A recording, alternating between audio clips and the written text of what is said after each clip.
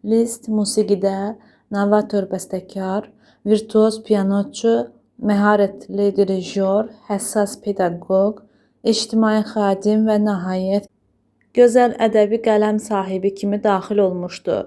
Çoxşaxəli fəaliyyətinin demək olar ki, bütün sahələrində Liszt böyük nailiyyətlər əldə etmiş, müasirlər tərəfindən qəbul olunmuş və layiqincə qiymətləndirilmişdi. 20-ci əsrin əvvəllərində musiqi tarixinə yeni bəstəkarlıq məktəbinin banisi kimi daxil olmuşdu. Liszt milliyyətcə Macar idi, lakin bütün həyatını Almaniyada, Fransada keçirən bəstəkar bu ölkələrin mədəniyyətlərinin təsirinə məruz qalmışdı. Buna baxmayaraq o, Macar musiqi mədəniyyətinin təmsilçisi və təbliğatçısı kimi də çıxış edirdi. Öz sənətini Macar mədəniyyətinə həsr etmişdi. Onun əsərlərində vətən mövzusu çox böyük yer tuturdu. Macar xalq musiqi tarixini, məişətini əks etdirən mövzular önəm təşkil edirdi. Buna misal olaraq onun 19 Macar rapsodiyaları, Macar simfonik poeması, Macarıstan tarixi portretləri nümunə ola bilər. Lisztin yaradıcılığında Verbikoş üslubu xüsusi yer tutur. Verbikoş üslubu şəhər musiqi folkloru idi və 18 və 19-cu əsrlərdə Macar bəstəkar skripkaçılarının yaradıcılığında yaranmışdı. 20-ci əsrdə bu üslub tam hökmranlığı öz əlinə almışdı. Bu üslubun xarakterik cizgiləri bunlar idi: ayaqla vurma, artırılmış sekundalı səs ardıcıllığı, ağır və tez templərin ardıcıllığı, geniş azad melodiya və s. Liszt romantizmin yetkin dövrünün nümayəndəsi idi. Yetkin romantizmə xas olan ən gözəl cəhətlər də, ziddiyyətlər də Lisztin simasında özünü qabarıq büruzə verirdi. O, romantizm dövrünün qabaqcıl sənətkarları Berlioz, Chopin, Paganini'nin icazkar sənəti Lisztin həm ifaçı, həm də bəstəkar kimi püxtələşməsində ciddi təsiri oldu. Liszt fortepiano musiqisini Paganini'nin skripka ifaçılığında əldə etdiyi yüksək nailiyyətləri səviyyəsinə qaldırmağı qarşısına məqsəd qoyur və buna nail olur. Bəstəkarlıqdan savayı o dahi pianoçu, virtuoz idi.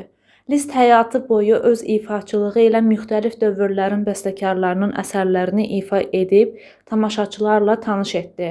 O dövrdə təşkil edilmiş konsertlərdə bir neçə artist iştirak edirdi. Lakin Liszt bu ənənəni pozaraq 1839-cu ildə Romada solo konsert təşkil etdi. Elə həmin gün pianistlərin solo konsert tarixinin təməli qoyulur. Lisztin fortepiano yaradıcılığı 4 mərhələyə bölünür. Birinci mərhələ 20-30-cu illəri əhatə edir. Bu dövrdə o fortepianonun imkanlarını öyrənir və öz dövrünün çox məşhur olan virtuoz ifaçılarını təqlid edir. İkinci mərhələ 30-40-cı illəri əhatə edir. Bu dövrdə o şəxsi yaradıcılıq üslubunu yaradır. Paganini, Chopin, Berlioz kimi romantik bəstəkarların nailiyyətləri ilə öz texnikasını zənginləşdirir. Üçüncü mərhələ 40-60-cı illəri əhatə edir. Bu dövrdə monotematizmdən əl çəkir və incə koloritə, impressiv əlvanlığa meyl göstərir. Dördüncü mərhələ 60-cı illərdən sonraki mərhələdir. Bu dövrdə pedaqoji fəaliyyətə daha çox zaman ayırır. Müxtəlif ölkələrdən onun yanına gənc pianoçular öz təhsillərini davam etdirmək üçün gəlirdilər. Liszt verdiyi dərslərə görə heç bir tələbədən pul almırdı. O, öz sənəti ilə alver etmək fikrində deyildi. Liszt hərdən improvizator kimi də çıxış edirdi. Konsert verdiyi ölkələrin xalq mahnılarının, yaxud bəstəkarlarının əsərlərinin mövzularını improvizə edirdi. Onun tempdən yayınmağı klassik musiqiçilər tərəfindən savadsızlıq, bacarıqsızlıq kimi qiymətləndirilirdi. Liszt fenomenal virtuozluğa malik idi. İncə passajların ifasında Lisztin bir çox rəqibi vardı. Lakin oktavalar, tersiyalar, akkordların ifasında onun səviyyəsinə çatan yox idi. Liszt Beethovenin Frescovari manera ifasını blestyaşi stil virtuozlarının çalğı manerası ilə sintez etmişdi. Lisztin pianizmini oratorluq oratorla müqayisə edilirdi.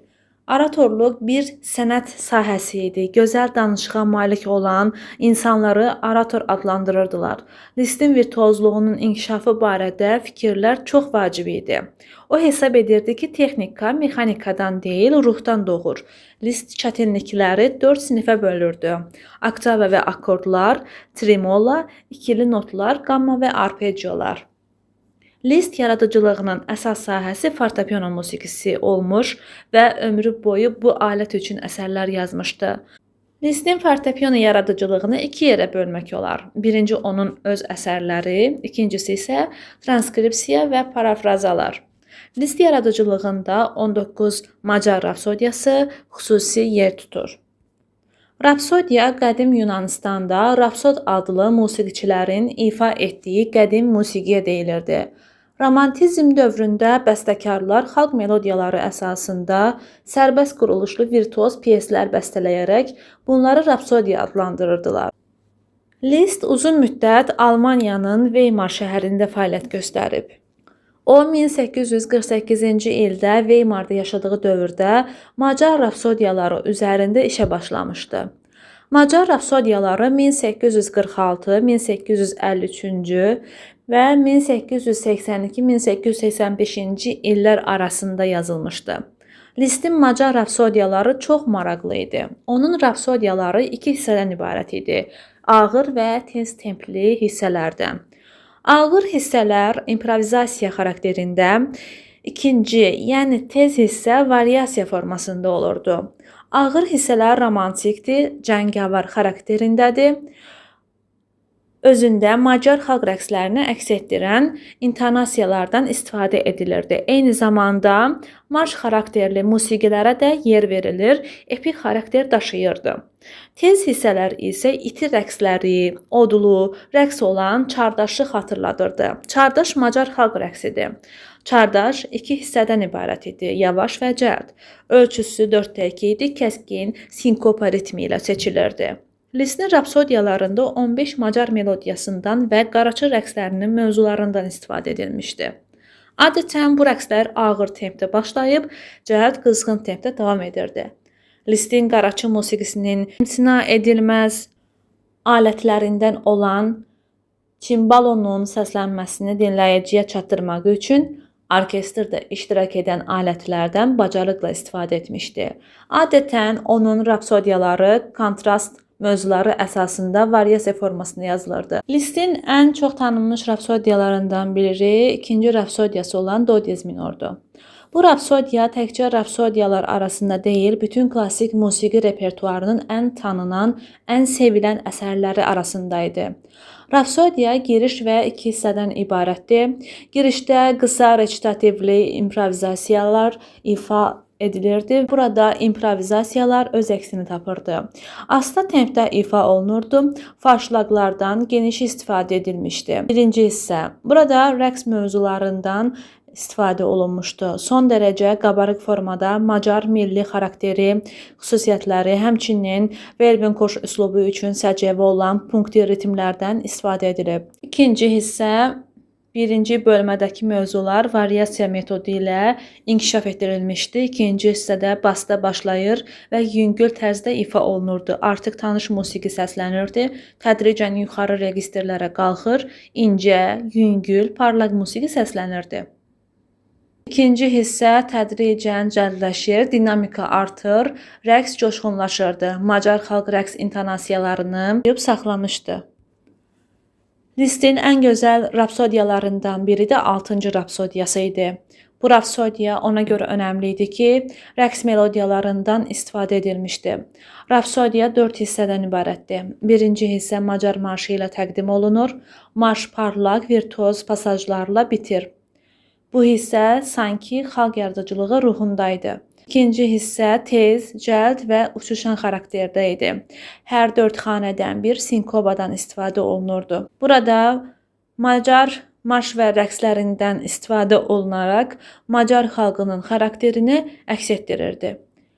Üçüncü isə andante recitativ mahnı xarakterində idi. Bu hissədə farşlaqlar, dəyərli elementlər, azad xarakterli virtuoz pasajlar yer alırdı. Dördüncü hissə allegro idi, cəld, rəqs şən xalq lövhələri təqdim olunurdu. Tonallığın növbələşməsi rəqsə gözəllik verirdi. Rapsodiyanın sonuncu hissəsi həddindən artıq virtuoz idi. Buradakı yüksək templi oktava hərəkətləri, uzaq məsafəyə oktava sıçrayışları pianistləri üçün çətinlik yaradırdı. Bu virtuozluq əsər boyu davam edirdi. O, bədii məna kəsb edir və xalq lövhələrini, şənliklərini əks etdirirdi. Ən gözəl və maraqlı rapsodiyalar arasında 12-ci və 14-cü rapsodiyaları xüsusi yer tutur. 14-cü rapsodiyası qəhrəmanı idi, inkişafına görə azad, inkişafa malik idi. Liszt sonuncu rapsodiyasını 1885-ci ildə yazdı. Liszt rapsodiyalarından 6-sını orkestr üçün özü hazırlamışdı. Bunlar 2-ci, 5-ci, 6-cı, 9-cu, 12-ci və 14-cü rapsodiyalar idi. Yalnız 3 rapsodiyasında folklor mənbəyindən istifadə edib. Bunlar 16, 17, 18-ci rapsodiyalar idi. 1874-cü ildə eyni 6 rapsodiyanı Liszt piano üçün hazırlamışdı. 1882-ci ildə 16-cı rapsodiyanı piano üçün hazırladı və 1885-ci ildə o 18-19-cu rapsodiyaları hazırlamışdı. Liszt piano, skripka və violonçel üçün də 12-ci və 9-cu rapsodiyaları hazırlamışdı. Piano və orkestr üçün hazırladığı rapsodiya isə 14-cü rapsodiya idi. Lisztin Macar rapsodiyaları onun Macar fantaziyası üçün bir təməl idi.